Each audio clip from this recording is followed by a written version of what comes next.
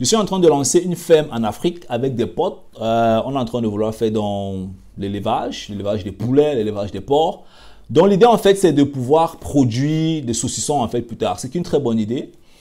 Et puis avec d'autres amis dans une autre réunion, on est en train de cotiser pour acheter des terres au Cameroun pour revendre plus tard à un bon prix. Parce que voilà, le terrain prend toujours de la valeur. C'est encore une très bonne idée. Donc on a beaucoup de projets qu'on va faire comme ça. Moi, je vais m'adresser à toutes ces personnes qui ont souvent ces réflexions et qui cogitent souvent un peu dans cette sphère, qui sont dans des groupes et qui font des trucs de ce genre. Mon message, en fait, c'est le suivant. Ayez un chiffre que vous poursuivez. Choisissez le type d'entrepreneuriat qui correspond à votre personnalité, pas qui correspond à votre groupe. C'est une erreur que moi, j'ai commise aussi à l'époque. Il y a des projets en entrepreneuriat. Tu te lances à l'intérieur. Ta façon de faire, d'être, de t'amuser et tout. Ça va se faire à ce que tu ne décolles pas dans ce projet. Il y a des projets en entrepreneuriat, tu te lances, tu as perdu longtemps en avance. Parce que même ta psychologie, tes valeurs de la vie ne passent pas dans ce projet. Tu ne vas pas te développer. Je connais des personnes que je forme en bourse qui te disent qu'il y a un type d'entreprise dans laquelle elle ne veut jamais investir en bourse. Parce que l'entreprise là ne passe pas avec sa psychologie de vie. Et il y a des gens qui vont donc se challenger comme ça pour entrer dans des projets et démontrer qu'il doit faire ce projet. Mais le output ne sera pas toujours optimal. Pourquoi? Parce que le projet en lui, sa complexité ne passe pas avec ta nature. Chaque type de personne a son type d'entrepreneuriat dans lequel il peut exceller. Dans tous les types d'entrepreneuriat, tu peux exceller. Il n'y a pas un entrepreneuriat que tu vas faire, tu excelles trop, l'autre fait, n'excelle pas. Non, le tout c'est dans la tête, c'est le mindset. Le tout c'est dans la tête. Donc, si tu te lances dans un projet business, il faut que tu comprennes. En général, on a 5 de chefs types. On a 5 types de business. Et parmi les 5 types de business qu'on a, il faut que tu saches d'abord quel type de business tu veux faire. Avant de choisir le type de business que tu vas faire, tu dois savoir quel type de personne tu es.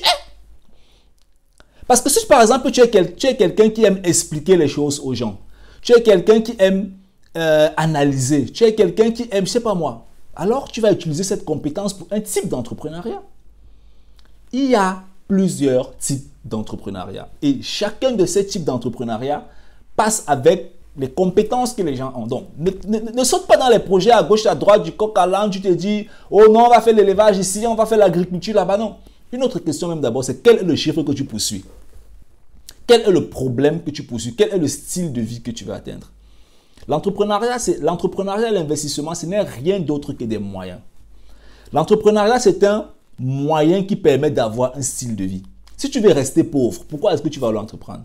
Parce que c'est dans l'entrepreneuriat qu'on devient riche. Si tu veux rester pauvre, pourquoi tu veux investir? C'est dans l'investissement qu'on devient riche. Si tu ne veux pas devenir riche, si tu ne veux pas rester pauvre et que tu ne veux pas investir, tu ne veux pas entreprendre, tu veux donc faire quoi? Tu es donc sorcier. Tu ne veux pas investir, tu ne veux pas entreprendre, tu veux devenir riche. Tu es sorcier. C'est la sorcellerie que tu es en train de vouloir faire. Et ça veut dire que tu acceptes la pauvreté. Donc on peut accepter la pauvreté de manière indirecte, sans même le savoir. On accepte la pauvreté.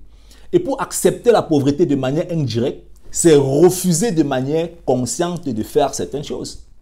Donc ça veut dire que tu vas refuser par exemple d'apprendre à investir, tu vas refuser d'entreprendre, mais tu vas souhaiter quand même devenir riche. Ça, c'est le démon de la pauvreté. C'est un autre niveau. Mais il faut se dire la vérité, les gars. C'est un autre niveau. C'est psychologique. Comment est-ce que tu peux